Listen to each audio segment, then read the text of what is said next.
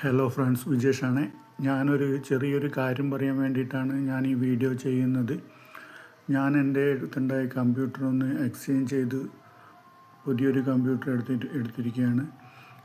ഒരു ഫീച്ചേഴ്സിൻ്റെ ക്യാബിനറ്റും പിന്നെ അതുപോലെ തന്നെ ഇൻറ്റൽ കോർ 12th ജനറേഷൻ പ്രോസസ്സറും 16 GB ഹാർഡ് ഡിസ്കും വരുന്നൊരു മോഡലാണ്.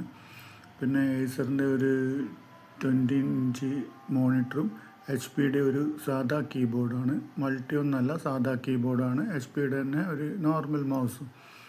അതാണ് ഇപ്പോൾ പർച്ചേസ് ചെയ്തിരിക്കുന്നത്.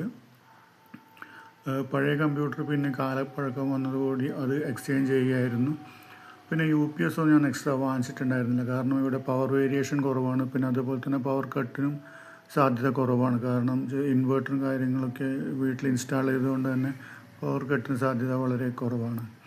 പിന്നെ ഇതൊരു സാധാ ടേബിളിന് മേലെ തന്നെയാണ് കമ്പ്യൂട്ടർ വച്ചിരിക്കുന്നത്. കമ്പ്യൂട്ടർ ടേബിളും കമ്പ്യൂട്ടർ ചെയറൊക്കെ വീണ്ടും ഇനി വാങ്ങിക്കണത്രേ. പിന്നെ അതുപോലെ തന്നെ ഒരു പ്രിൻ്ററും കൂടി വാങ്ങിക്കണം. ഫ്രണ്ട്സ്, നിങ്ങൾക്ക് പ്രിൻ്ററിനെ കുറിച്ചൊരു ഐഡിയ ഉണ്ടെങ്കിൽ ഒന്ന് എനിക്ക് പറഞ്ഞു തരണം, കാരണം കളർ പ്രിൻ്റർ ഏത് കമ്പനിയുടേതാണ് ബെറ്റർ എന്ന്. ഇപ്പം എപ്സൺ, HP അങ്ങനെ കുറേ ബ്രാൻഡൊക്കെ ഉള്ളൂ. അതിൽ ഏത് ബ്രാൻഡാണ് കുറച്ചും കൂടി ബെറ്റർ എന്ന് നിങ്ങൾ ഉപയോഗിക്കുന്നവരുണ്ടെങ്കിൽ ഒന്ന് പറഞ്ഞു തരണമേ. ഒന്ന് കമൻ്റായിട്ടൊന്ന് രേഖപ്പെടുത്തണം. പിന്നെ അതുപോലെ തന്നെ ഇതിൻ്റെ ഒരു പുതിയൊരു ചാനലാണ്. അപ്പോൾ നിങ്ങൾ യൂട്യൂബിലാണ് കാണുന്നതെങ്കിൽ ഈ ചാനലൊന്ന് സബ്സ്ക്രൈബ് ചെയ്ത് ഫോളോ ചെയ്യുക.